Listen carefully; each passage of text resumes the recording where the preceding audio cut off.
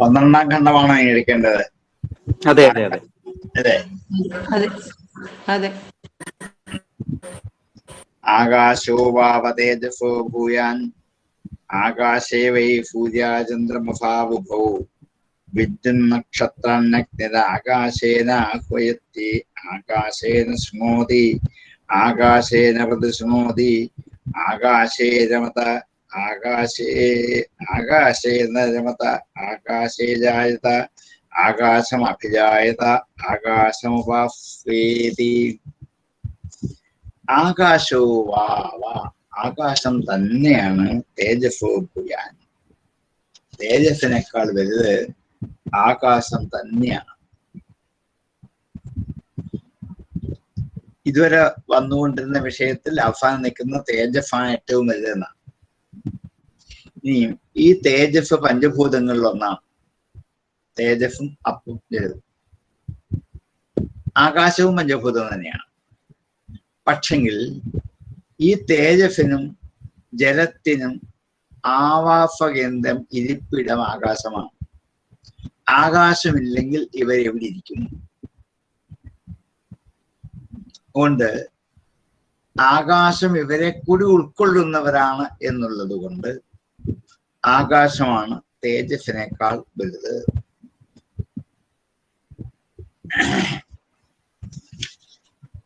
ആകാശോ വാവ തേജസ്സോ ഭൂയാൻ. ഈ കാരണങ്ങൾ താഴെ പറയാൻ പോവാണ്. ആകാശേ വൈ സൂര്യ ചന്ദ്രമസൗ ഉഭൗ. ആകാശത്തിൽ തന്നെയാണല്ലോ സൂര്യചന്ദ്രന്മാരുള്ളത്.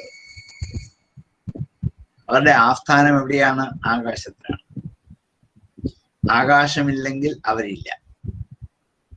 ആകാശത്തിലാണ് അവരുടെ നിലനിൽപ്പ്. സൂര്യാചന്ദ്രമസൗ ഉഭൗ സൂര്യാചന്ദ്രമസാവുഭൗ വിദ്യുത് നക്ഷത്രാണി അഗ്നിഹി ആകാശേന ആഹ്വയതി. വിദ്യുന്നക്ഷത്രം അഗ്നിരാകാശേനാഹ്വയതി. വിദ്യുത് നക്ഷത്രാണി അഗ്നി. വിദ്യുത്ത് മിന്നല്, നക്ഷത്രങ്ങൾ, അഗ്നി, ഇതെല്ലാം ആകാശേന ആകാശം കൊണ്ടാണ് ആഹ്വയതി വിളിക്കപ്പെടുന്നത് എന്നാണ്. വിദ്യുത്തിനെ വിളിക്കുന്നത്, നക്ഷത്രങ്ങളെ സംബോധന ചെയ്യുന്നത്, അഗ്നിയെ വിളിക്കുന്നത് ആകാശമുള്ളത് കൊണ്ടാണ്. കാരണം ആകാശേന ശൃണോതി. ആകാശമുണ്ടെങ്കിലേ കേൾക്കാൻ പറ്റൂ. ഞാൻ പറയുന്നത് നിങ്ങൾക്ക് കേൾക്കണമെങ്കിൽ നമ്മുടെ ഇടയിൽ ഒരു ആകാശം ഉണ്ടായിരിക്കും. ആകാശമില്ലെങ്കിൽ ഞാൻ പറയാം, പക്ഷെ ആർക്കും കേൾക്കില്ല, എനിക്ക് പോലും കേൾക്കില്ല. ആഹ്വയതി, ശബ്ദായതേ, ശബ്ദമുണ്ടാക്കാം, പക്ഷെ എന്ത് ചെയ്യാം? കേൾക്കില്ല. അപ്പൊ ആകാശമില്ലെങ്കിൽ ശബ്ദം ഉണ്ടാവില്ല, ശബ്ദത്തിന് സഞ്ചരിക്കാനാവില്ല. ശബ്ദം ആകാശത്തിലൂടെ തരംഗങ്ങളായി സഞ്ചരിച്ചു പോയിട്ടാണ് മറ്റൊരാളുടെ ചെവിയിലെത്തി കേൾക്കാൻ പറ്റുന്നത്. അപ്പൊ ആകാശമില്ലെങ്കിൽ, വിദ്യുത്തില്ലെങ്കിൽ, നക്ഷത്രങ്ങളില്ലെങ്കിൽ, അഗ്നിയില്ലെങ്കിൽ ഒന്നും കേൾക്കാൻ പറ്റില്ല. ആകാശേന ശൃണോതി, ആകാശേന പ്രതിശൃണോതി. തിരിച്ചു കേൾക്കണതും ആകാശം വേണം. ഞാൻ പറയുന്നത് നിങ്ങൾക്കും, നിങ്ങൾ പറയുന്നത് എനിക്കും കേൾക്കുക. അതാണ് പ്രതിശൃണോതി. തിരിച്ചു കേൾക്കണമെങ്കിലും ആകാശം വേണം. ആകാശേ പ്രതിശൃണോതി ആകാശേ രമത. ആകാശത്തിലാണ് രമിക്കുന്നത്.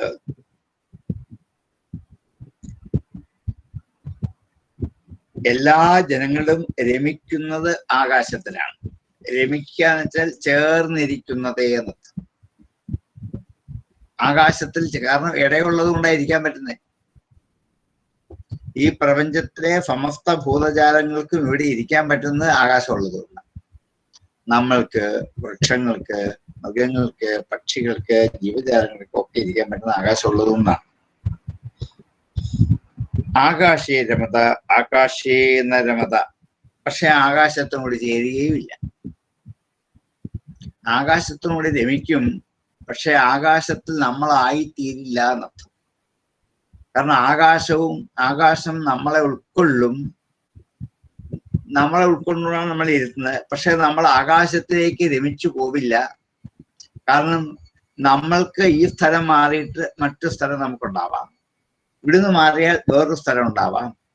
അങ്ങനെ ഈ ആകാശത്തിൽ പല ദിക്കിലും കറങ്ങി നടക്കുന്നത് കൊണ്ട് ആകാശം എന്നുള്ള ആ ടോട്ടാലിറ്റിയിലേക്ക് ലയിച്ചു ചേർന്നു എന്ന് പറയാൻ നമുക്ക് പറ്റില്ല. അങ്ങനെ ആവില്ല. നരമതേ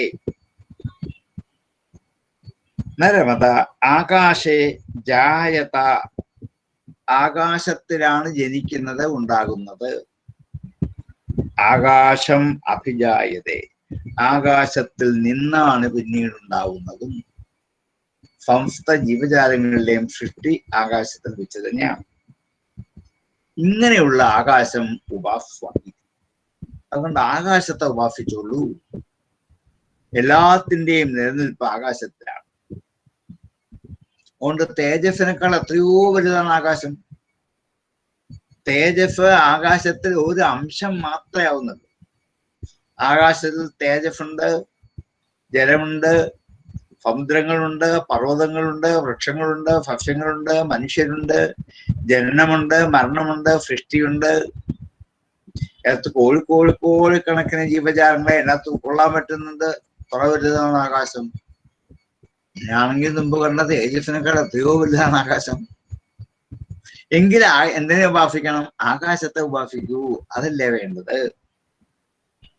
ആകാശോ വാവ തേജസോ ഭൂയാൻ ആകാശേ വൈ സൂര്യാചന്ദ്രമസാ ഉഭൗ വിദ്യുൻ നക്ഷത്രണ്യഗ്നിര ആകാശേ അന്വാഹയതി ആകാശേന ശൃണോതി ആകാശേന പ്രതിശൃണോതി ആകാശേ രമത ആകാശേത രമത ആകാശേ ജായത ആകാശം അഭിജായത ആകാശമുപസ്വേതി ആകാശോ വാവ തേജസോ ഭൂയാൻ ആകാശേ വൈ സൂര്യാചന്ദ്രമസാ ഉഭൗ വിദ്യുൻ നക്ഷത്രാണി അഗ്നിര ആകാശേനാഹ്വയതി ആകാശേന ശൃണോതി ആകാശേന പ്രതിശൃണോതി ആകാശേ രമത ആകാശേന രമത ആകാശേ ജായത ആകാശം അഭിജായത ആകാശമുപസ്വേതി. ഇത്രയും മഹാത്മ്യം ഉള്ളതുകൊണ്ട് ആകാശത്തെ ബ്രഹ്മമായി ഉപാസിക്കൂ എന്ന് പറഞ്ഞു. ആകാശം ബ്രഹ്മേത്യുപാസ്തേ ആകാശവതോ വൈ ലോകൻ പ്രകാശവതോ സംബാധാൻ ഉരുകായവതോഭിസിദ്ധ്യതി യാവദാകാശഗതം തത്രാസ്യ യഥാ കാമചാരോ ഭവതി. ആകാശം ബ്രഹ്മേത്യുപാസ്തേ അസ്തി ഭഗവ ആകാശാത് ഭൂയീതി ആകാശാത് ഭാവ ഭൂയോസ്തീതി തന്നെ ഭവൻ ബ്രവീതു ഇതി. സഹ യഹ ആകാശം ബ്രഹ്മേത്യുപാസ്തേ, യാതൊരുവനാണോ ഇത്രയും മഹാത്മ്യമുള്ള ആകാശത്തെ ബ്രഹ്മമായിട്ട് ഉപാസിക്കുന്നത്, അവൻ ആകാശവതോ ആകാശം ഉള്ളവയായിട്ട്, ആകാശവാൻ ആകാശമുള്ളവൻ, ആകാശവത ആകാശമുള്ളവന്റെ, വൈഫലോകാൻ പ്രകാശതോ ആകാശമുള്ളവയും സ്ഥലമുള്ളവിടെ ഉള്ളവയും പ്രകാശവതോ പ്രകാശമുള്ളതുമായ ലോകാൻ ലോകങ്ങളെ, ആകാശമുള്ളതും പ്രകാശമുള്ളതുമായ ലോകങ്ങളെ, ആകാശവതോ പ്രകാശവതോ ലോകാൻ സംബാധാൻ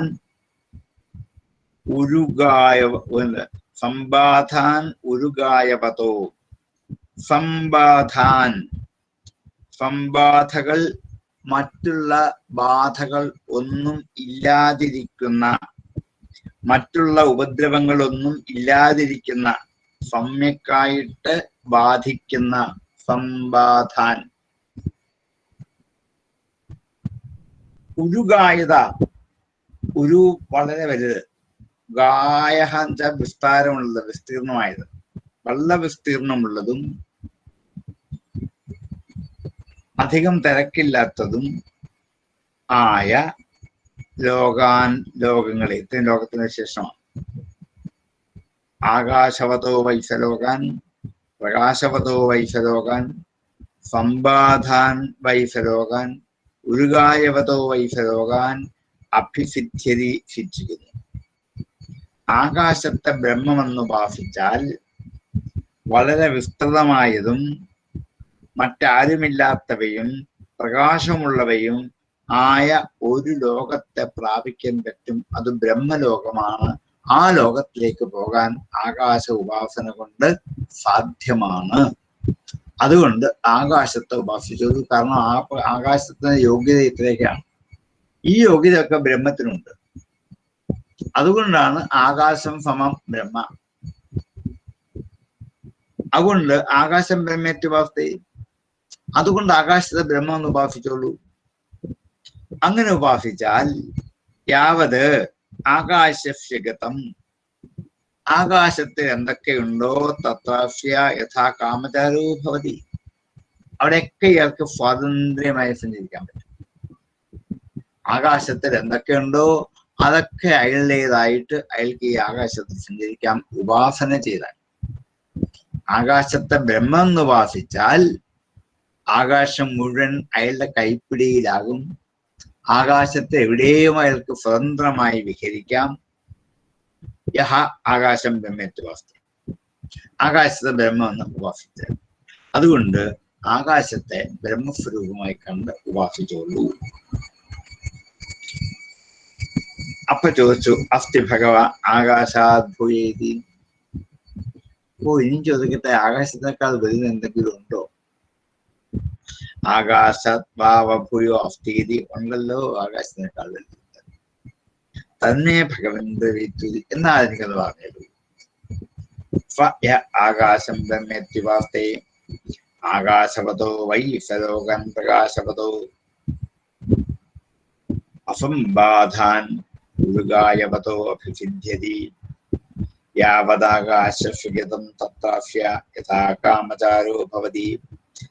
ആകാശം ബ്രഹ്മേത്യുപാസ്തേ അസ്തി ഭഗവ ആകാശാദ്ഭൂയേതി ആകാശാദ്ഭാവ ഭൂയോസ്തീതി തന്നെ ഭവാൻ ബ്രവീത്യുതി.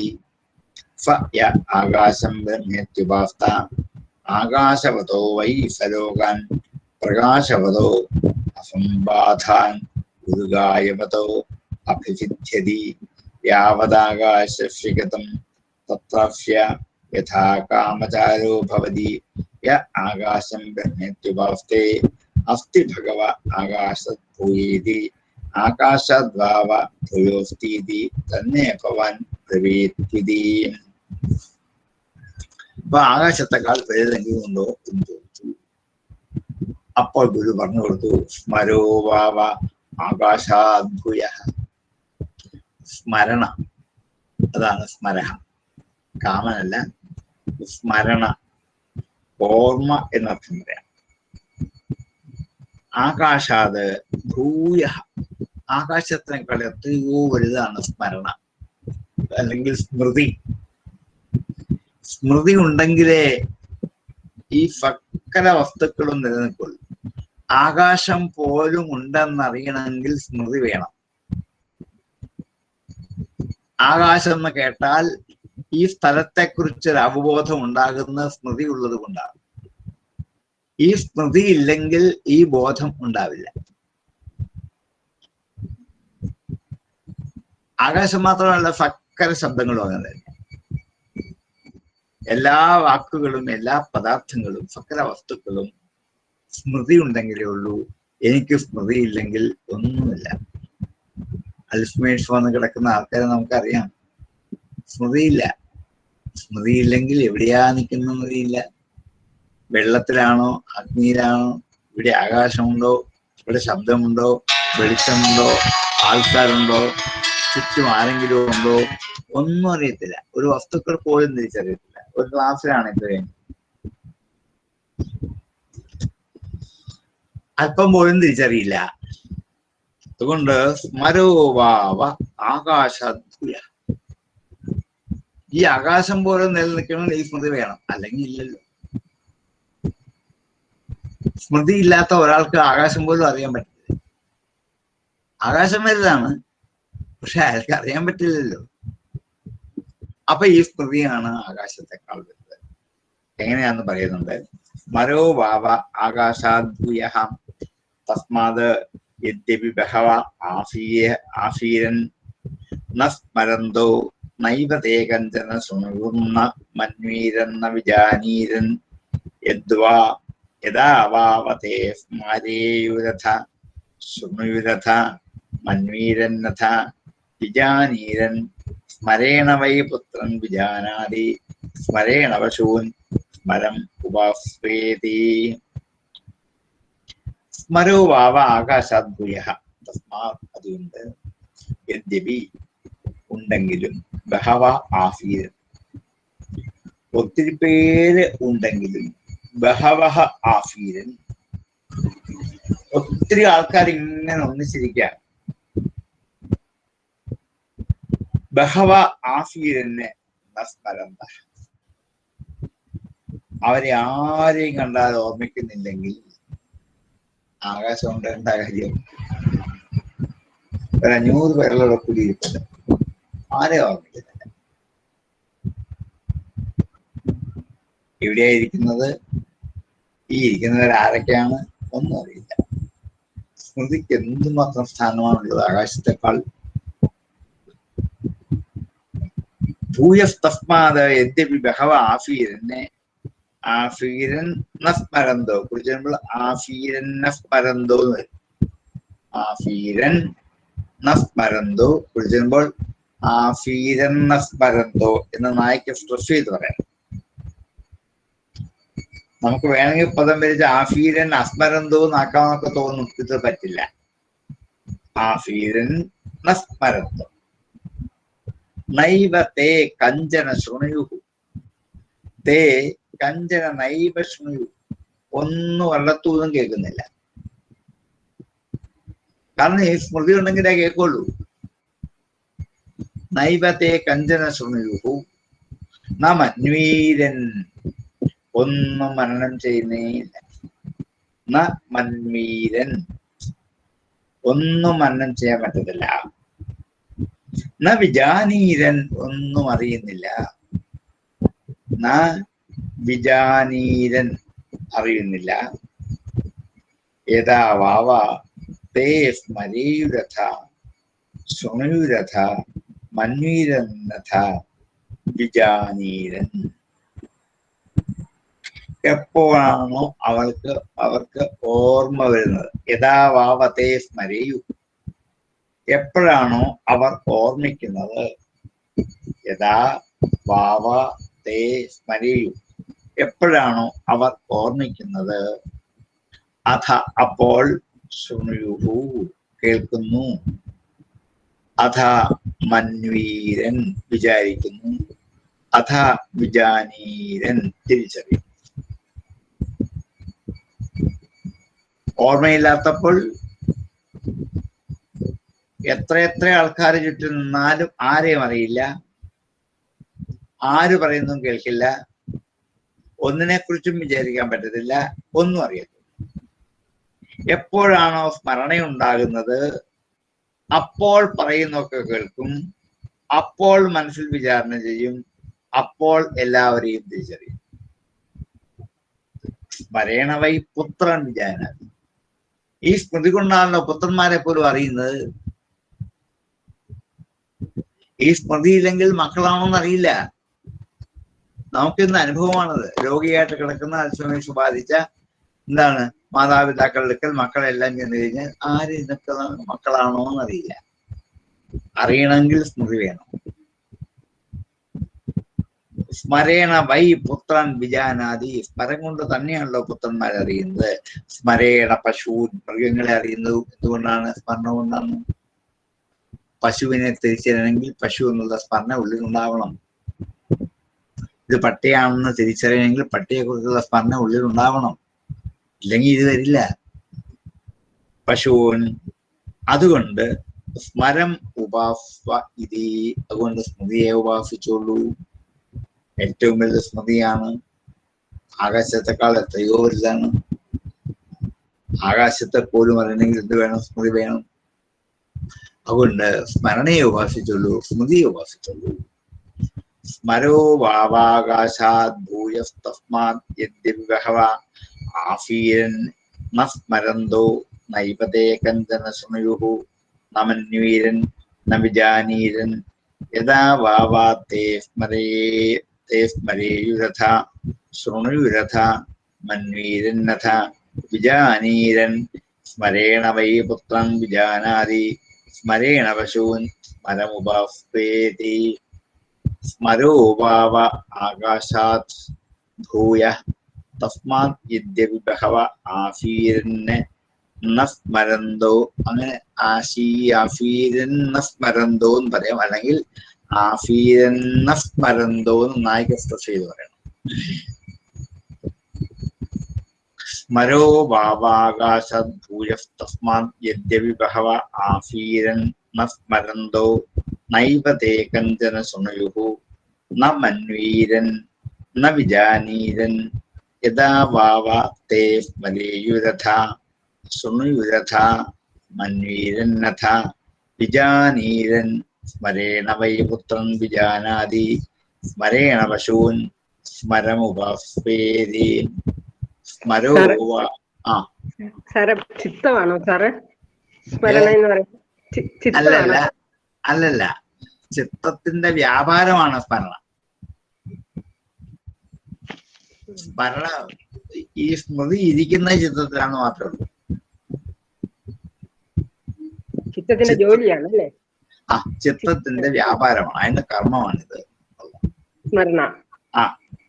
നേരത്തെ ചിത്തം പറഞ്ഞു കഴിഞ്ഞാണ്, അതിനേക്കാൾ ഇപ്പൊ ഇതായത്. സ്മരോ വാവ ആകാശാത് ഭൂയസ്തസ്മാത് യദ്യപി ബഹവ ആഫീരൻ ന സ്മരന്തോ നൈവ തേ കഞ്ചന ശൃണുയുഃ ന മന്വീരൻ ന വിജാനീരൻ യഥാ വാവ തേ സ്മരേയുരഥ ശൃണുയുരഥ മന്വീരന്നഥ വിജാനീരൻ സ്മരേണ വൈ പുത്രൻ വിജാനാതി സ്മരേണ പശൂൻ സ്മരമുപാസ്തേതി. സ്മരം ബ്രഹ്മേത്യുപാസ്തേ യാവത് സ്മരസ്വിഗതം തത്രസ്യ യഥാ കാമചാരോ ഭവതി. യസ്മരം ബ്രഹ്മേത്യുപാസ്തേ അസ്തി ഭഗവ സ്മരാത് ഭൂയേതി സ്മരാത് ഭാവ ഭൂയോസ്തീതി തന്നെ ഭഗവാൻ ബ്രവീത്വതി. സഹായ ആരാണോ സ്മരം സ്മൃതിയെ ബ്രഹ്മ ഇത്യുപാസ്തേ, അങ്ങനെ സ്മൃതിയെ ബ്രഹ്മമാണെന്ന് ഉപാസിച്ചോളൂ. ആരാണോ സ്മൃതിയെ ബ്രഹ്മമായി ഉപാസിക്കുന്നത്, യാവത് സ്മരസ്യകൃതം, സ്മൃതിയിൽ എന്തൊക്കെ വന്നു ചേരുമോ അവിടൊക്കെയും യഥാകാമചാരോ ഭവതി, സ്വതന്ത്രമായി ഇയാൾക്ക് സഞ്ചരിക്കാൻ പറ്റും. ഇയാളുടെ സ്മൃതിയിൽ വരുന്ന സകല വസ്തുക്കളും പദാർത്ഥങ്ങളും വിഷയങ്ങളും അതിൽ കൂടി ഇയാൾക്ക് സഞ്ചരിക്കാൻ പോകാൻ പറ്റും. സ്മൃതിയായി ബ്രഹ്മത്തെ ഉപാസന ചെയ്താൽ. ബ്രഹ്മേത്യുപാസ്തേ അസ്തി ഭഗവ സ്മരാത് ഭൂയേതി. ഈ സ്മൃതിയേക്കാൾ വലുത് എന്തെങ്കിലും ഉണ്ടോ ഭഗവൻ? സ്മരാത് ഭാവ ഭൂയോസ്തീതി കൊണ്ടല്ലോ സ്മൃതിയേക്കാൾ വലുതുണ്ട്. തന്നെ ഭവാൻ ബ്രവീത്വതി, അതെന്നാ പറഞ്ഞു തരൂ. എത്ര സമയങ്ങളായി എത്ര വിഷയങ്ങളാണ് ഋഷിയുടെ അവതരിപ്പിച്ചത്. ഓരോന്ന് തരുമ്പോ ശിഷ്യൻ പിന്നെയും ചോദിക്കും, ഇനി എന്തെങ്കിലും ഉണ്ടോ പറയാൻ? ഇതിൽ കൂടുതൽ എന്തെങ്കിലും ഉണ്ടോ? ഇതിൽ കൂടുതൽ എന്തെങ്കിലും ഉണ്ടോ? ഇതൊരു ശിഷ്യന്റെ ജിജ്ഞാസയാണ്. ആധ്യാത്മിക വിഷയത്തിൽ വേദാന്ത വിഷയത്തിലേക്ക് കടന്നു ചെല്ലുന്ന ഒരു ശിഷ്യന് എന്തിനെയാണ് ബ്രഹ്മമെന്ന് ഉപാസിക്കേണ്ടത്? കാരണം ബ്രഹ്മം അരൂപമാണ്, അനുരൂപമില്ല. ഉപാസിക്കണമെങ്കിൽ രൂപമുള്ള വസ്തുവിനെ മാത്രമേ നമുക്ക് ഉപാസിക്കാൻ പറ്റുള്ളൂ. ഇന്ദ്രിയഗ്രാഹകമായ മനസ്സെന്ന് പറയുന്ന ഒരു ഇന്ദ്രിയം കൊണ്ടെങ്കിലും ഗ്രഹിക്കാൻ പറ്റുന്ന ഒന്നിനെ മാത്രമല്ലേ ഉപാസിക്കാൻ പറ്റുള്ളൂ. ഈ ബ്രഹ്മം ഇന്ദ്രിയഗ്രാഹകമല്ല, മനസ്സുകൊണ്ടും ഗ്രാഹകമല്ല. പിന്നെ എങ്ങനെ ഉപാസിക്കാൻ പറ്റും ഇതിനെ? അതുകൊണ്ട് ബ്രഹ്മത്തെ ഉപാസിക്കുമ്പോൾ എന്ത് വേണം എന്ന് ശിഷ്യൻ ചോദിക്കുമ്പോൾ, ഈ പ്രപഞ്ചഘടനയുടെ സമസ്ത പദാർത്ഥങ്ങളെയും ഓരോന്നിന്റെ പ്രതിനിധികളായി എടുത്ത് കാണിച്ചിട്ട് ഇതൊക്കെ ഉപാസിച്ചുകൊള്ളൂ എന്ന് ഓരോന്നിനെയും ബ്രഹ്മമെന്ന് കണ്ടുപാസിക്കണം. ആ വിഷയം മാറണം. ആകാശത്തെ ഉപാസിച്ചാൽ ആകാശം എന്നുള്ള വിഷയം വിട്ടിട്ട് അത് ബ്രഹ്മമാണ് എന്ന് സങ്കല്പിച്ചുകൊണ്ട് ഉപാസിക്കണം. അങ്ങനെ ഉപാസിക്കേണ്ട വിഷയങ്ങൾ കുറെ ഉള്ളത് കൊണ്ട് ഋഷി ആ ശിഷ്യന് മനുഷ്യ ശരീരത്തിൽ ചിന്താവ്യാപാരങ്ങളോ മനനങ്ങളോ സങ്കല്പങ്ങളോ നടക്കാൻ പാകത്തിനുള്ള കുറെ വിഷയങ്ങൾ അവതരിപ്പിച്ചു. ഇതാണോ ഇതാണോ ഇതാണോ എന്ന് പറയുമ്പോൾ നേതി നേതി നേതി എന്ന് നിഷേധിക്കണമെങ്കിൽ വിഷയങ്ങൾ വേണം. വിഷയങ്ങളിൽ എങ്ങനെ നിഷേധിക്കാൻ പറ്റുന്നത്? ഇതാണോ എന്ന് ചോദിച്ചെങ്കിലേ അല്ലെന്ന് പറയാൻ പറ്റൂ. അങ്ങനെ ആണോ എന്ന് ചോദിക്കാൻ പാകത്തിന് ബ്രഹ്മമെന്ന് സങ്കല്പിച്ച് ഉപാസിക്കാൻ പറ്റുന്ന കുറെ വിഷയങ്ങൾ അവതരിപ്പിച്ചിട്ട് ഇതൊന്നും അല്ല വാസ്തവത്തിൽ ബ്രഹ്മം എന്ന് ശിഷ്യനെ ബോധ്യപ്പെടുത്താനുള്ള ഒരു വഴിയാണ്.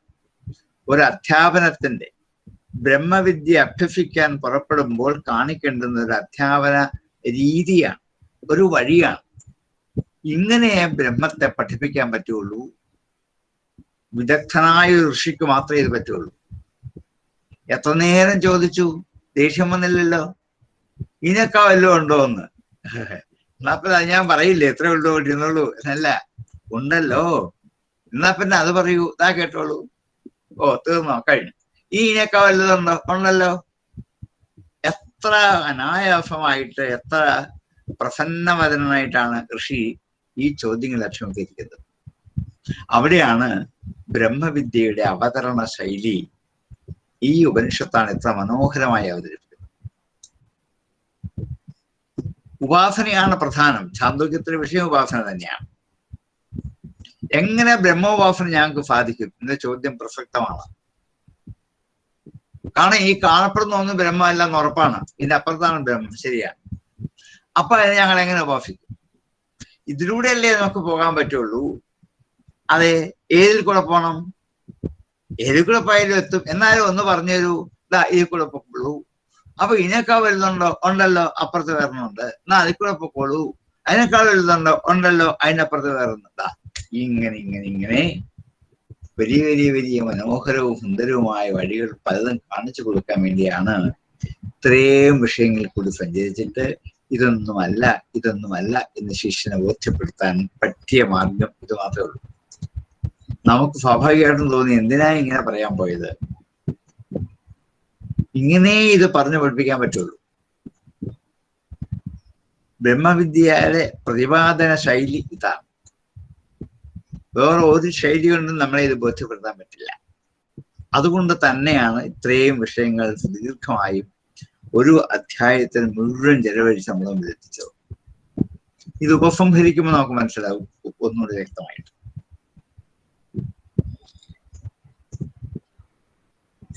സ്മരം ബ്രഹ്മേത്യുപാസ്തേ യാവത് സ്മരസ്യഗതം തത്രാസ്യായഥാ കാമചാരോ ഭവതി.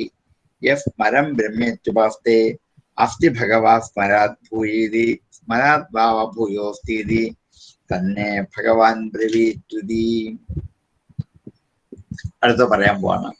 ആശാവാവ സ്മരാത് ഭൂയസി ആശേദ്ധോ വൈ സ്മരോ മന്ത്രാനധീതേ കർമാണി ഗുരുതേ പുത്രാംശ പശുംശ്ചേച്ഛത ഇമം ജലോകം അമുഞ്ചേച്ഛത ആശാമുപസ്വേതി.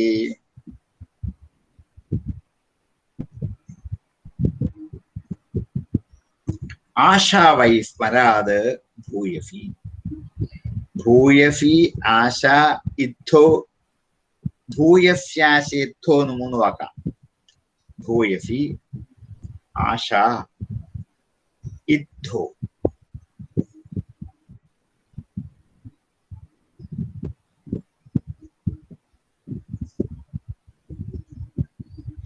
ആശാവാവ സ്മരാത് ഭൂയസി. ആശയാണ് സ്മൃതിയേക്കാൾ വലുത്. ഇനി അങ്ങനെ വിഷയത്തെ കുറിച്ചാണ് പറയാൻ പോകുന്നത്. എന്താണ് ആശ? അല്ലെങ്കിൽ ആഗ്രഹം എന്ന് വേണമെങ്കിൽ ഒരു വാക്കിന് പറയാം എന്ന് മാത്രമേ ഉള്ളൂ ആശയ്ക്ക്. നമുക്കിപ്പോ മലയാളത്തിൽ സംസ്കൃതം രണ്ടും വാക്ക് തന്നെയാണ്, രണ്ട് ടേമിലാണ് എന്ന് മാത്രമേ ഉള്ളൂ.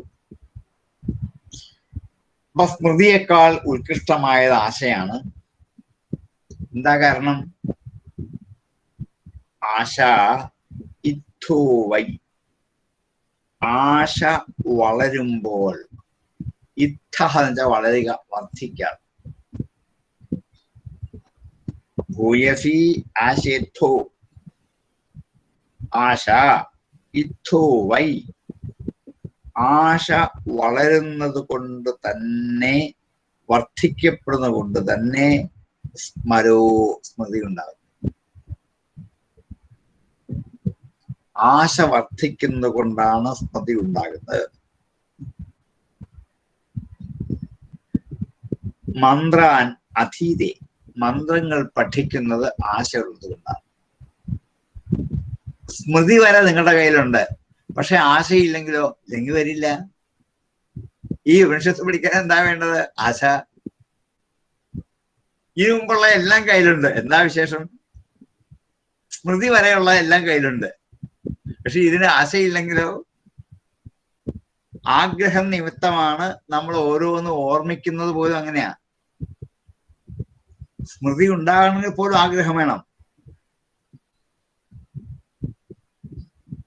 ഏത് കർമ്മം ചെയ്യുമ്പോഴും ആ കർമ്മത്തെക്കുറിച്ചും അതിന്റെ ഫലത്തെക്കുറിച്ചും ഒരു ആഗ്രഹം നിൽക്കുന്നതുകൊണ്ടാണ് ആ കർമ്മം ചെയ്യാൻ പോകുന്നത്, അല്ലെ ചെയ്യില്ലല്ലോ.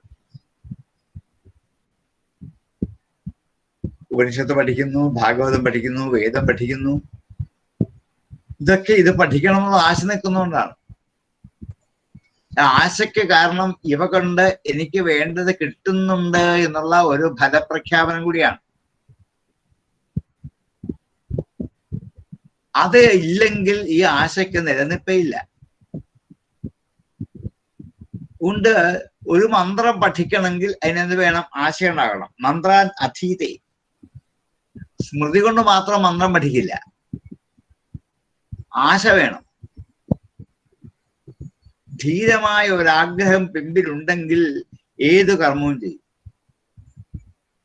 അങ്ങനെ ധീരമായ ഒരാഗ്രഹം പിമ്പിലില്ലെങ്കിൽ വേണ്ടെന്ന് വെക്കും, മാറ്റിവെക്കും, പിന്നാട്ടം വെക്കും. ഇത് പഠിച്ചേ പറ്റൂ എന്ന് ബലിഷ്ഠമായ ഒരാശ ഉണ്ടെങ്കിൽ എന്ത് ത്യാഗം സഹിച്ചും അത് പഠിക്കാൻ തയ്യാറാണ്. നോക്കൂ, ബാക്കിയെല്ലാം ഉണ്ടായിട്ടുണ്ടാകാലം.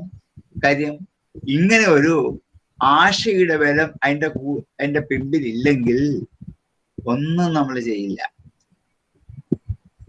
അതുകൊണ്ട് ആശയാണ് ഏറ്റവും വലുത്, സ്മൃതിയേക്കാൾ വലുത്. ആശാവാവ പരാത് ഭൂയസി ആശിത്ഥോ വൈ സ്മരോ മന്ത്രാൻ അധീതേ. ആ സ്മൃതി കൊണ്ടാണ് മന്ത്രങ്ങളെ അധ്യയനം ചെയ്യുന്നത്. കർമാണി ഗുരുതി, കർമ്മങ്ങൾ ചെയ്യുന്നത് കൊണ്ട് തന്നെയാണ് ആശ ഉള്ളത് കൊണ്ടാ. എഴുന്നേൽക്കുമ്പോൾ മുതൽ ഉറങ്ങുന്നിടം വരെ ചെയ്യുന്ന ഓരോ കർമ്മങ്ങൾക്കും മുമ്പിൽ ആശയുള്ളത് കൊണ്ടാണ്. ആശയില്ലെങ്കിൽ ഒന്നും വേണ്ടെന്ന് വെക്കും. പുത്രാംശ പശുംശ ഇച്ഛത, പുത്രൻ ഉണ്ടാകണം എന്ന ആശ വേണം, ധനം ഉണ്ടാകണം എന്ന ആശ വേണം. അവിടെ മൃഗാദികളായ സകല ഭൗതിക സമ്പത്തുകളും സുഖഭോഗങ്ങളും ഉണ്ടാകണമെന്ന് ആഗ്രഹം വേണം. പുത്രാംശ പശുംശ ഇച്ഛത, പുത്രന്മാരെയും പശുക്കളെയും ഇച്ഛത, ആഗ്രഹിക്കുന്നു. ഈ ആഗ്രഹമില്ലെങ്കിൽ ഇതൊന്നും ലഭിക്കില്ല. ഇമം ച ലോകം അമും ച ഇച്ഛത, ഈ ലോകത്തിലെ സുഖഭോഗങ്ങളെ കുറിച്ച് ആഗ്രഹിക്കുന്നു. എന്താണ്? ഒന്നല്ലേ പറ്റുള്ളൂ. ഒരു കാറ് വേണം എന്നുണ്ടെങ്കിൽ ആഗ്രഹം വേണം. ആഗ്രഹം ഇല്ലെങ്കിൽ കാറ് മേടിക്കില്ലല്ലോ. എന്താ കാറ് മേടിക്കാത്ത? എനിക്ക് അങ്ങനെയൊന്നും ആഗ്രഹമൊന്നുമില്ല. അപ്പൊ എന്തു നേടണമെങ്കിലും അതിന്റെ മുമ്പിൽ ഏറ്റവും പ്രധാനം ആഗ്രഹമാണ്. ഈ ലോകത്തിലെ സിദ്ധികളൊക്കെ നേടണമെങ്കിൽ ആഗ്രഹം വേണം. അമുഞ്ച ലോകം, പരലോകത്തിലേക്ക് വേണമെങ്കിലും ഇത് വേണം, ആഗ്രഹം വേണം. ഈ ലോകം വിട്ടുപോകുന്ന പരലോകത്തിൽ എനിക്ക് സുഖം അനുഭവിക്കണം എന്ന ആഗ്രഹമുണ്ടെങ്കിൽ ഇപ്പൊ നാമം ചൊല്ലും. അപ്പൊ അതിനെന്ത് വേണം? ആഗ്രഹം വേണം, ആശ വേണം. അതില്ലെങ്കിൽ ചെയ്യില്ല. പുത്രാംശ പശുംശ ഇച്ഛത ഇമം ജലോകം അമുഞ്ച ഇച്ഛത. ഇമം ജലോകം, ഈ ലോകത്തെയും, അമുഞ്ച പരലോകത്തെയും, ഇച്ഛത ആഗ്രഹിക്കുന്നെങ്കിൽ അതൊക്കെ ചെയ്യും. അതുകൊണ്ട് ആശാം ഉപാസ്യേതി, ആശയെ ഉപാസിച്ചോളൂ. ആശയാണ് ഏറ്റവും വലുത്. ആശാവാവസ്മരാത് ഭൂയഫി ആശേദ്ധോ വൈ സ്മരോ മന്ത്രാനധീതേ കർമാണി ഗുരുതേ പുത്രാംശ്ച പശുംശ്ചേച്ഛത ഇമം ജലോകം അമും ചേച്ഛത ആശാമുപാസ്യേതി. ആശാവാവസ്മരാത് ഭൂയഫ്യാശേദ്ധോ, ഒന്നിച്ച് വായിക്കാം, ഭൂയഫ്യാശേദ്ധോ എന്ന്, അല്ലെങ്കിൽ ഭൂയഫി അവിടെ നിർത്തിയിട്ട് ആശേദ്ധോ എന്ന് ഒന്നിച്ച് വായിക്കാം. ആശാ വാവ സ്മരാത് ഭൂയഫി, ആശയാണ് സ്മൃതിയേക്കാൾ വലുത്. അവിടെ നിർത്താം, സ്റ്റോപ്പാണ്. ഇനി ആശേദ്ധോ വൈ സ്മരോ മന്ത്രാൻ അധീതം. യുദ്ധമായ ആശകളാണ് സ്മൃതിയെ ഉണർത്തി മന്ത്രങ്ങൾ പഠിപ്പിക്കുന്നത്. കർമാണി ഗുരുതേ, കർമ്മം ചെയ്യിക്കുന്നത് തന്നെയാണ്. പുത്രാംശ പശുംശ ഇച്ഛത, പുത്രന്മാരെയും പശുക്കളെയും വീക്ഷിക്കുന്നതും ആശയാണ്. ഇമം ജലോകം അമും ജലോകം ഇച്ഛത, അതും എന്തുകൊണ്ടാണ്? ആശ കൊണ്ടാണ്. ആശാം ഉപാസിക്കുക, ആശയെ ഉപാസിച്ചോളൂ. ആശാവാവസ്മരാത് ഭൂയഫി ആശേദ്ധോ വൈ സ്മരോ മന്ത്രാനധീതേ കർമാണി കുരുതേ പുത്രാംശ പശുംശ്ചേച്ഛത ഇമം ജലോകം അമുഞ്ചേച്ഛത ആശാം ഉപാസ്യേതി. സ യ ആശാം ബ്രഹ്മേത്യുപാസ്തേ ആശയാസ്യ സർവേ കാമാഃ സമർത്ഥ്യന്ത്യമോഘാഃ ഹാസ്യാശിഷോ ഭവതി യാവദാശായാഗതം തത്രാസ്യ യഥാ കാമചാരോ ഭവതി. യ ആശാം ബ്രഹ്മേത്യുപാസ്തേ അസ്തി ഭഗവ ആശായാ ഭൂയേതി ആശായാ വാവ ഭൂയോസ്തീതി തന്നെ ഭവാൻ ബ്രവീതുരി. ആശാം ബ്രഹ്മേത്യുപാസ്തേ, ആരാണോ ആശയെ ബ്രഹ്മം എന്ന് ഉപാസിക്കുന്നത്, ആശയ അസ്യ സർവേ കാമാഃ, അസ്യ സർവേ കാമാഃ, ഇവന്റെ എല്ലാ കാമങ്ങളും ആശയ, ആശ കൊണ്ട് സമർത്ഥ്യന്തി, സമർത്ഥ്യ പ്രാപിക്കുന്നു, വളരുന്നു.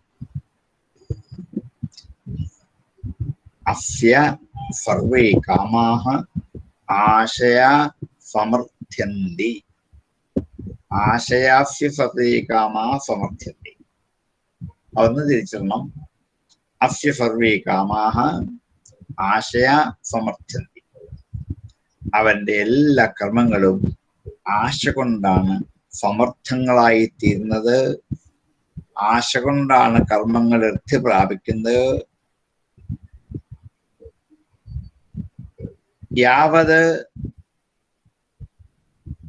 അമോഘാഃ അസ്യ ആശിഷോ ഭവന്തി, അസ്യ ആശിഷോ അമോഘാ ഭവന്തി, അവന്റെ ആശംസകൾ പ്രാർത്ഥനകൾ അമോഘാഃ സഫലങ്ങളായി ഭവന്തി ഭവന്തി, അവന്റെ പ്രാർത്ഥനകളൊക്കെ സഫലീകരിക്കപ്പെടുന്നു. എന്തുണ്ടെങ്കിൽ ആശയുണ്ട്. ആശയാസ്യ സർവേ കാമാ സമർത്ഥന്തി അമോഘാഹാസ്യാശിഷോ ഭവന്തി യാവത് ആശായാഗതം, ആശയിൽ എത്ര കാലം അകപ്പെടുന്നുവോ, ആശകൾ എപ്പോഴാണോ നമുക്ക് അധീനമായി തീരുന്നത്, തത്രസ്യ യഥാ കാമചാരോ ഭവതി, അപ്പോഴവന് ആശയിൽ കൂടി സ്വതന്ത്രമായി സഞ്ചരിക്കാൻ പറ്റും. യഹ ആശാം ബ്രഹ്മേത്യുപാസ്തേ, കൊണ്ട് ആശയെ ബ്രഹ്മമെന്ന് ഉപാസിക്കുന്നതിന് സാധിക്കും. അസ്തി ഭഗവ ആശായ ഭൂയി, ആശയേക്കാൾ കൂടുതൽ എന്തെങ്കിലും ഉണ്ടോ? അസ്തി ഭഗവ ആശായ ഭൂയേതി ആശായ വാവ ഭൂയോസ്തീതി, ഉണ്ടല്ലോ, ആശയേക്കാൾ വലുതുണ്ട്. തന്മേ ഭവൻ ബ്രവീത്യുതി എന്നാൽ എനിക്ക് പറഞ്ഞു. ആശാം ബ്രഹ്മേത്യുപാസ്തേ ആശയാസ്യ സർവേ കാമാ സമർത്ഥ്യന്തി അമോഘാഹാസ്യാശിഷോ ഭവന്തി യാവദാശായാഗതം തത്രാസ്യഥാ കാമചാരോ ഭവതി. യഃ ആശാം ബ്രഹ്മേത്യുപാസ്തേ അസ്തി ഭഗവ ആശായാ ഭൂയേതി ആശായാ വാവ ഭൂയോസ്തീതി തന്മേ ഭഗവാൻ ബ്രവീത്വിതി.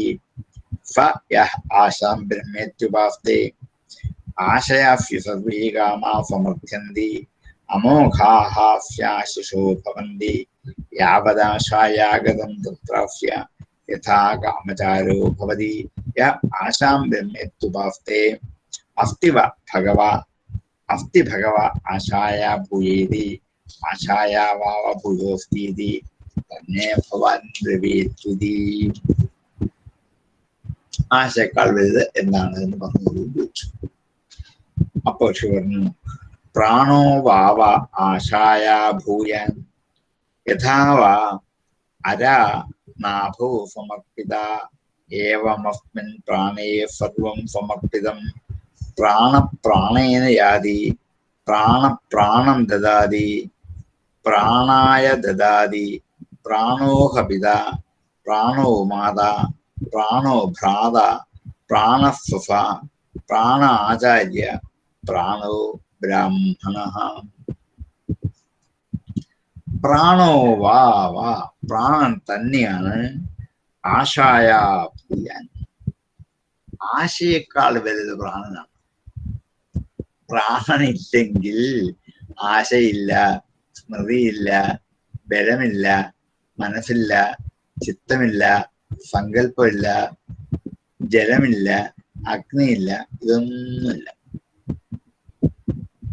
ഇപ്പോഴീ പറഞ്ഞ എണ്ണങ്ങൾ മുഴുവനും നാമം മുതൽ ആശ വരെ പറഞ്ഞ എത്ര എണ്ണങ്ങളുണ്ട് അത് മുഴുവനും ഈ പ്രാണനിൽ അന്തർഭവിക്കുന്നത്. അതുകൊണ്ട് പ്രാണനാണ് ആശയേക്കാൾ ഇട്ടുന്നത്. പ്രാണനില്ലെങ്കിൽ ഒന്ന് സങ്കല്പിച്ച് നോക്കൂ. പ്രാണനുള്ളതുകൊണ്ടാണ് എനിക്ക് വാക്കുള്ളത്, അല്ലെ വാക്കില്ല. പേരുള്ളത്, അല്ലെ പേരില്ല. സങ്കല്പമുള്ളത്, ഇല്ല അതില്ല. ആകാശമുള്ളത്, മനസ്സുള്ളത്, ബുദ്ധിയുള്ളത്, ഇന്ദ്രിയങ്ങളുള്ളത്, ആത്മാവുള്ളത്, ജീവനുള്ളത് ഒക്കെ എന്തുകൊണ്ടാണ്? പ്രാണനുള്ളതാണ്. അപ്പൊ ഏറ്റവും വലുത് എന്താണ്? പ്രാണൻ. നമ്മളെന്നെ പറയും പ്രാണനേക്കാൾ വലുതൊന്നുമില്ല. പ്രാണൻ പോലും ഞാൻ കൊടുക്കാൻ തയ്യാറാണ്. അപ്പം നമ്മെ സംബന്ധിച്ച്, ഒരു വ്യക്തിയെ സംബന്ധിച്ച്, ഒരു ജീവനെ സംബന്ധിച്ച്, ഒരു പ്രാണിയെ സംബന്ധിച്ച് ഏറ്റവും വലുത് പ്രാണനാണ്. അതിന്റെ അപ്പുറം എന്തെങ്കിലും ഉണ്ടോ എന്ന് ചോദിക്കാനൊന്നുമില്ല. അതുകൊണ്ട് ആ ചോദ്യം ഇവിടെ ഉപസംഹരിക്കാം. പ്രാണനേക്കാൾ വലുതെന്ന് ചോദിക്കാനൊന്നുമില്ല. കാരണം പ്രാണനാണ് എത്തുന്നത്, അതിനപ്പുറത്തൊന്നുമില്ല. ആ ചോദ്യം അവിടെ അസ്തമിക്കാം. ഇനി പ്രാണോ വാവ ആശായാ ഭൂയാൻ യഥാവാ എങ്ങനെയാച്ചാൽ അരാഹ നാഭൂ സമർപ്പിത. ആരക്കാലുകൾ അതിന്റെ നാഭിയിലാണ്, അച്യുതണ്ടിൽ സമർപ്പിക്കപ്പെട്ടിരിക്കുകയാണ്. ഒരു ചക്രത്തിന്റെ ആരക്കാലുകളൊക്കെ ആ ചക്രത്തിന്റെ നടുക്കുള്ള അച്യുതണ്ടിലേക്കാണ് ഘടിപ്പിക്കുന്നത്. പ്രാണൻ അച്യുതണ്ടാണ്. ആ പ്രാണനിലേക്കാണ് നാമം മുതൽ ഇതുവരെ പറഞ്ഞ ഈ ഓരോ ആരക്കാലുകളും കൊണ്ട് യോജിപ്പിക്കുന്ന പ്രാണനിലേക്കാണ്. ഈ ആരക്കാലുകൾ യോജിപ്പിക്കണമെങ്കിൽ അച്യുതണ്ട് വേണം. അച്യുതണ്ടില്ലെങ്കിൽ ആരക്കാലുകളെ എങ്ങും യോജിപ്പിക്കാൻ പറ്റില്ല. അച്യുതണ്ടിലെ ആരക്കാലെ യോജിപ്പിച്ചെങ്കിൽ മാത്രമേ രഥചക്രം സഞ്ചരിക്കുകയുള്ളൂ. അല്ലെങ്കിൽ അത് ഓടില്ല. അപ്പോൾ ഈ ആരക്കാലുകൾ എപ്രകാരമാണോ? അരാഹ അരങ്ങൾ, നാഭൗ അതിന്റെ നാഭിയിൽ, സമർപ്പിതാഹ യഥാവ എങ്ങനെയാണോ സമർപ്പിക്കപ്പെട്ടിരിക്കുന്നത്, ഏവം അതേപോലെ അസ്മിൻ പ്രാണേ ഈ പ്രാണനിൽ, രണ്ട് സപ്തമിയാണ്, അസ്മിൻ പ്രാണേ ഈ പ്രാണൻ സർവം സത്ത്. ആ സർവം എന്ന് പറഞ്ഞാൽ ഇനിയൊന്നുമില്ല, എല്ലാം എന്ന് പറയുന്നത് പിന്നെന്തെങ്കിലും ഉണ്ടോ എന്ന് ചോദ്യമില്ല. അതേ എല്ലാം എന്ന് പറയണ്ടല്ലോ. പ്രാണേ സർവം സമർപ്പിതം. ഈ സർവം എന്നുള്ള വാക്കുകൊണ്ട് ഈ ചോദ്യം മുമ്പോട്ട് പോകുന്നേയില്ല, അവിടെ തീരുകയാണ്.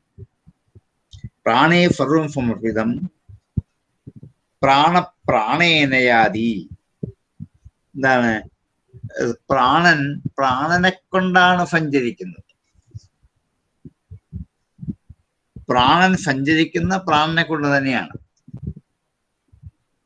ഈ പ്രാണന് സഞ്ചരിക്കാൻ പ്രാണൻ തന്നെയാണ്, വേറൊന്നും വേണ്ട. ഈ പ്രപഞ്ചവായുവിൽ അധിഷ്ഠിതമായിരിക്കുന്ന പ്രാണൻ നമ്മുടെ ശരീരത്തിലേക്ക് കടന്നു കയറാൻ ആ പ്രാണൻ തന്നെ മതി, വേറെ ഏജന്റ് വേണ്ട.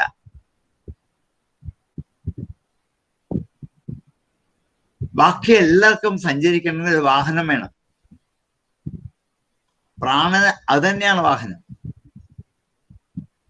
അതുകൊണ്ട് പ്രാണേന യാതി, പ്രാണനെ കൊണ്ട് തന്നെയാണ് പോകുന്നത്. പ്രാണഹ പ്രാണം ദദാതി, പ്രാണൻ തന്നെയാണ് പ്രാണനെ തരുന്നത്.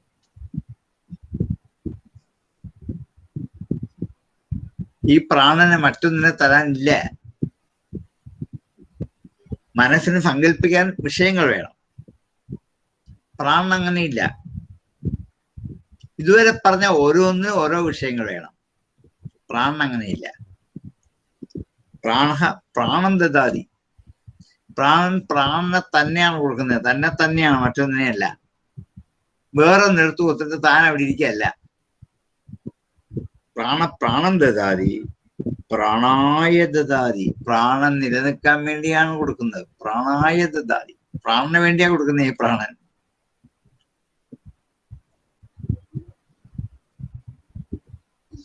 അപ്പൊ പ്രാണപ്രായണയാതി, പ്രാണം ദദാതി, പ്രാണായ ദദാതി.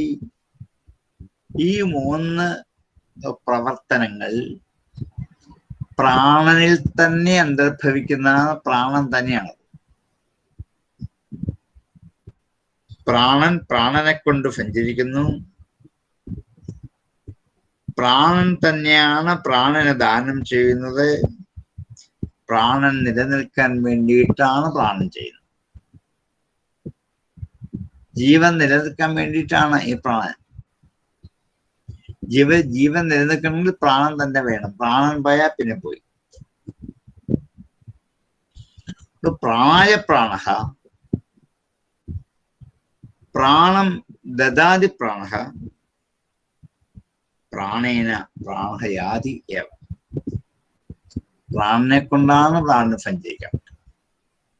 പ്രാണന് ഇരിക്കാൻ അധിഷ്ഠിതമായൊരു വസ്തു വേറെ ഇല്ല, രണ്ടും ഒന്ന് തന്നെയാണ്.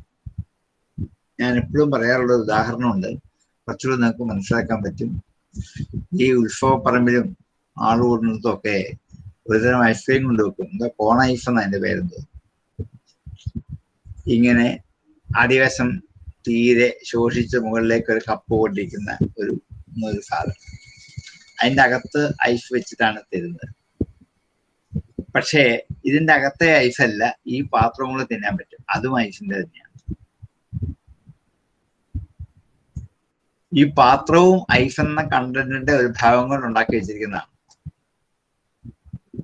അപ്പൊ ഈ ഐസ് എന്ന പാത്രം ഇരിക്കുന്ന പാത്രവും എന്ത് തന്നെയാണ്? ഐസ് തന്നെയാണ്. അപ്പൊ രണ്ടും കഴിക്കാം. അതേപോലെയാണ് പ്രാണന് ഇരിപ്പിടവും പ്രാണന്റെ സ്വരൂപവും പ്രാണന്റെ അവസ്ഥയും ഒക്കെ പ്രാണൻ തന്നെയാണ്. കൊണ്ട് ഈ പ്രാണൻ തന്നെയാണ് സഞ്ചരിച്ചു പോകുന്നത്. പ്രാണന് പോകാൻ ഒരു വാഹനം ആവശ്യമില്ല. പ്രാണൻ തന്നെയാണ് തന്നെ തന്നെയാണ് കൊടുക്കുന്നത്. തന്നിൽ നിന്ന് ഒരു അംശം എടുത്ത് കൊടുക്കില്ല, തന്നെ തന്നെ കൊടുക്കുക. പ്രാണനെ തന്നെയാണ് കൊടുക്കുന്നത്. അത് കൊടുക്കുന്നത് ഈ പ്രാണൻ നിലനിൽക്കാൻ വേണ്ടിയിട്ടാണ്. ഇയാളിൽ നോക്കുള്ളൂ, നമ്മൾ പ്രാണൻ നിലനിൽക്കണമെങ്കിൽ പ്രാണൻ തന്നെ വേണം. അപ്പൊ എല്ലാ വസ്തുത എന്തിനാണ്? പ്രാണൻ തന്നെയാണ്. എന്റെ അപ്പുറത്ത് മറ്റൊന്നില്ല. പ്രാണപ്രായണയാതി, പ്രാണം ദദാതി, പ്രാണായ ദദാതി, പ്രാണോഹ പിതാ. പിതാവ് എനിക്ക് പ്രാണനാണ്. പ്രാണോ മാതാ, അമ്മ എനിക്ക് പ്രാണനാണ്. പ്രാണോ ഭ്രാത, സഹോദരൻ പ്രാണനാണ്. പ്രാണസ്വസ, സഹോദരി പ്രാണനാണ്. പ്രാണ ആചാര്യ, ആചാര്യൻ പ്രാണനാണ്. പ്രാണോ ബ്രാഹ്മണ, ബ്രാഹ്മണരായ ഋഷിമാരൊക്കെ എനിക്ക് പ്രാണനാണ്. അപ്പൊ എനിക്ക് പ്രാണനാണ് എന്ന് ഞാൻ എന്തിനെ കുറിച്ച് പറയുന്നുവോ അത് തന്നെയാണ് എന്റെ യാത്ര, അത് തന്നെയാണ് എന്റെ നിലനിൽപ്പ്, അത് തന്നെയാണ് ഞാനായിത്തീരുന്നത്. അതുകൊണ്ടാണ് എനിക്ക് അവിടെ പ്രാണനാണ്, ഏറ്റവും പ്രിയപ്പെട്ടവനാണ് എന്ന് നമ്മൾ പലരെ കുറിച്ച് പറയും. അച്ഛനെ കുറിച്ച് പറയും, അമ്മയെ കുറിച്ച് പറയും, ഭാര്യയെ കുറിച്ച് പറയും, ഭർത്താവിനെ കുറിച്ച് പറയും, മക്കളെ കുറിച്ച് പറയും, ധനത്തെ കുറിച്ച് പറയും, എന്തിനെ കുറിച്ച് പറയും? പ്രാണനാണ്. കാരണം എന്റെ അപ്പുറം മറ്റൊന്ന് പറയാനില്ല. അതുകൊണ്ടാണ് സൂപ്പർലേറ്റീവ് ഡിഗ്രിക്കും അപ്പുറത്താണ്. ഇനിയൊന്നുമില്ല. ഉണ്ടെങ്കിൽ അത് പറയാൻ, ഇനിയൊന്നും പറയാനില്ല. അതിന്റെ മേലെ മറ്റൊന്നും പറയാനില്ല. കൊണ്ട് പിതാവ് പ്രാണനാണ്, മാതാവ് പ്രാണനാണ്, സഹോദരൻ പ്രാണനാണ്, സഹോദരി പ്രാണനാണ്, ആചാര്യൻ പ്രാണനാണ്, ബ്രാഹ്മണൻ പ്രാണനാണ്. പക്ഷെ ഇത് ആചാര്യൻ പ്രാണനാണെന്ന് ആരും പറഞ്ഞു കേട്ടില്ലേ? ഉപനിഷത്ത് മാത്രമേ പറയുന്നു. എന്റെ ഭാര്യ എനിക്ക് പ്രാണനാണ്, എന്റെ മക്കളൊക്കെ എനിക്ക് പ്രാണനാണ്, എന്റെ വീടും ധനവും എനിക്ക് പ്രാണനാണ് എന്നൊക്കെ പറയാറുള്ളൂ.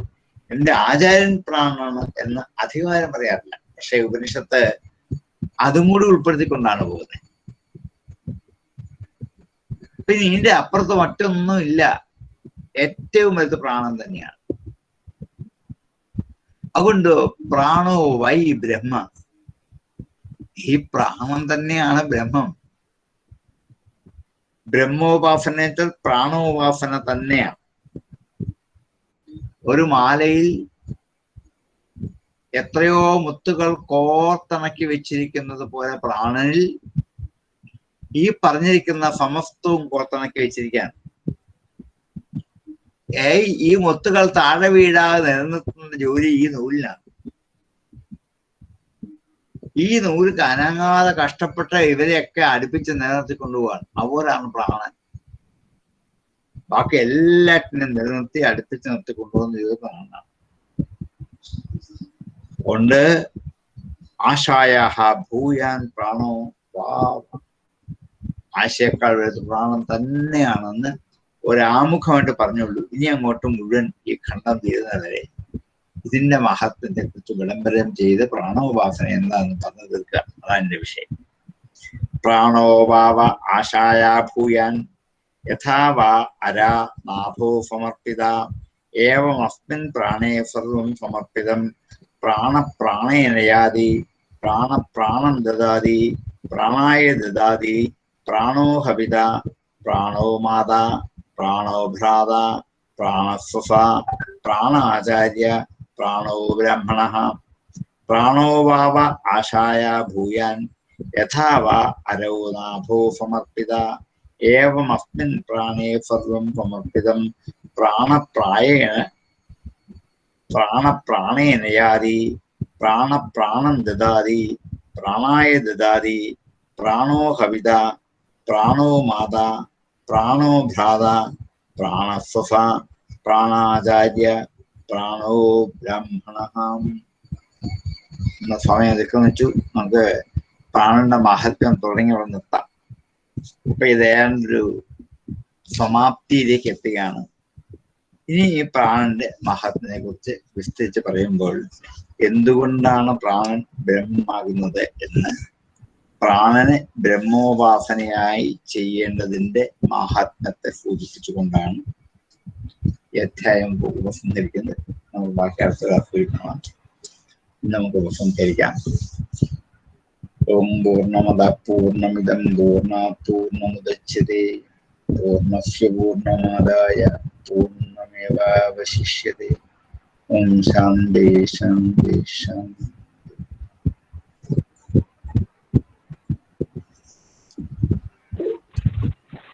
നാഗമ്പുറത്ത് വായന നടക്കുന്നുണ്ടോ? ഇതിന്റെ കൂടാൻ പറ്റുന്നുണ്ടോ? വൈശാഖം വൈശാഖം വായന ചതുസ്കന്ധം വായിച്ചു തീർത്തു. ചതുർത്ഥം വരെയായോ? കൂടുന്നുണ്ടോ അവിടെ? കുറേശ്ശേ വായിക്കുന്നുള്ളൂ. അപ്പൊ വാസന്തയിൽ ആരാണ്ട് ഒരു ലിസ്റ്റ് കൊടുത്തിട്ടുണ്ടോ ഇപ്പൊ 30 ദിവസം കൊണ്ട് വായിച്ചു തീർക്കാൻ പറ്റുന്നത്, അതനുസരിച്ച് വായിക്കുക. രാവിലെ നോക്കണമെന്നില്ല, നമ്മുടെ സൗകര്യം പോലെ നമുക്ക് എത്ര വേണമെങ്കിലും വായിക്കാം. അതാ ഞാനും പറഞ്ഞു, അങ്ങനെ തീരുന്നിടത്ത് വെച്ച് അവര് ചുമ്മാ ഉണ്ടാക്കിയിട്ട് ലിഫ്റ്റ് എന്ന് മാത്രമേ ഉള്ളൂ, ഒരു കൊല്ലത്തെ ഇതിന് വേണ്ടിയിട്ട് മാത്രമായിട്ട്. ഞാനത് കണ്ടായിരുന്നു. പിന്നെ അത് കാര്യമില്ല സാറേ, പിന്നെ ഞങ്ങൾക്ക് 12 മണി വരെ വായിക്കാൻ പറ്റുള്ളൂ. പിന്നെ എല്ലാരും കൂടെ അത് കഴിഞ്ഞിട്ട് നിർത്തും. അതാ രാവിലെ കൂടും, വൈകിട്ട് വരെ വായിക്കാൻ പറ്റുന്നില്ല. 5-6 പേരുണ്ടോ? ഇല്ലത്തേവരും ഞാനും ഉണ്ട്. താഴത്തെ അമ്പലത്തിലില്ലേ ഇപ്പം ഈ പ്രാവശ്യം സപ്താഹം? ഇല്ല, പോയില്ലേ? ആയതുകൊണ്ട് പോയി. നേരത്തെ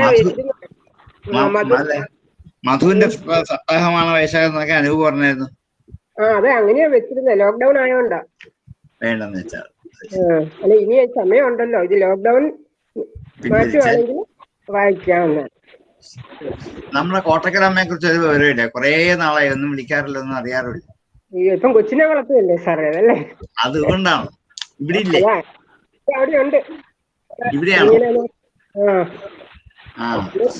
വിളിച്ചില്ല, 28-ാം തീയതി പറഞ്ഞു. മറ്റേ ഒന്നിനും വിളിക്കാൻ, മറ്റേ കുറേ നാളായി വിളിച്ചിട്ട്. ഞാൻ ചോദിച്ചു ശ്രമിച്ച കാര്യം പറഞ്ഞു, പിന്നൊന്നും പറഞ്ഞില്ല. അപ്പൊ ഞങ്ങൾ ഇങ്ങനെ വായിച്ചാൽ മതിയല്ലോ അല്ലേ സാറേ? മതി, ഒരു കുഴപ്പമില്ല. കാരണം ഇത്തിരി നേരത്തെ കൂടുതൽ വായിച്ചു വെച്ചാലും കുഴപ്പമില്ല. എന്തെങ്കിലും തടസ്സങ്ങൾ അവസാനം വന്ന് മുഴുവനാക്കാൻ പറ്റാതെ വരണ്ട. അതുകൊണ്ടാണ് ആദ്യം കൂടുതൽ വായിച്ചു വെച്ചോളൂ, കുഴപ്പമില്ല. അങ്ങനെ പറ്റുമെങ്കിൽ ആക്കി വെച്ചാൽ അവസാന വരുമ്പോൾ ചിലപ്പോൾ ഒട്ടും എങ്ങും ആർക്കും ഒന്നും കൂടാനോ നിൽക്കാനോ ആർക്കെങ്കിലും അസൗകര്യമോ പ്രശ്നങ്ങളോ എന്തെങ്കിലും ഒക്കെ വരികയാണെങ്കിൽ അതിന് തടസ്സം വരണ്ട. കുറച്ച് കൂടുതൽ വായിച്ചു വെച്ചാൽ വിചാരിച്ചാണ് ഞാൻ പറഞ്ഞ ആദ്യം കുറച്ച് കൂടുതൽ വായിച്ചോളൂ. പറ്റുന്നില്ല, എല്ലാവർക്കും വല്ല ഭക്ഷണം ഉണ്ടാക്കാൻ പോകണ്ടേ, അതുകൊണ്ടായി കുഴപ്പം. അത് രാവിലെ 10 മണിക്ക് ഉണ്ടാക്കാവുന്നല്ലേ? 10 മുതൽ 4 വരെ ഇരുന്ന് വായിക്കരുത്. പറഞ്ഞു നോക്കാം സാറേ.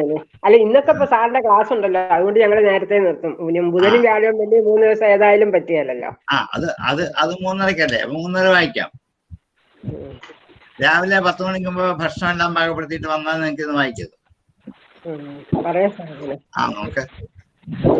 ശാലമാമിഞ്ഞ വന്നോ? ഇല്ല ഇല്ല സാറേ. ടിക്കറ്റ് ഒന്നും ആയിട്ടില്ല. ഇല്ല, ഞാൻ പിന്നെ മറ്റേ ശങ്കരനാരായണ ഇതിന്റെ അതില് കയറുന്നുണ്ട്. അദ്ദേഹത്തിന്റെ ഒരു 31 ദിവസം വൈശാഖം ഫുള്ളും. വൈശാഖം അതില് കയറിയിട്ടുണ്ട്. 2 ദിവസം അറിയാം. ലോക്ക്ഡൌണിന്റെ കഥ അറിയട്ടെ. അറിയാം. ഞങ്ങള് ഏതായാലും 24-ാം തീയതി കഴിഞ്ഞ് പുറപ്പെടാന്ന് പറഞ്ഞിരിക്കാം. ശരി. ലോക്ക്ഡൌണിന്റെ അതെ, ഒന്ന് കഴിയട്ടെ.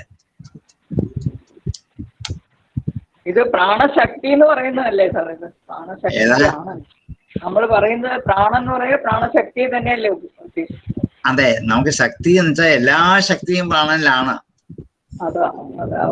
സകല ബലവും പ്രാണനിലാണ്. അതുകൊണ്ടാണ്. പ്രാണനില്ലെങ്കിൽ ഒരു ശക്തിയില്ല. ശക്തിക്ക് ഒത്തിരി വകഭേദങ്ങളുണ്ട്, അതെല്ലാം പ്രാണനിലേക്ക് കോർക്കേണ്ടി വരും. അവിടെയാണ്.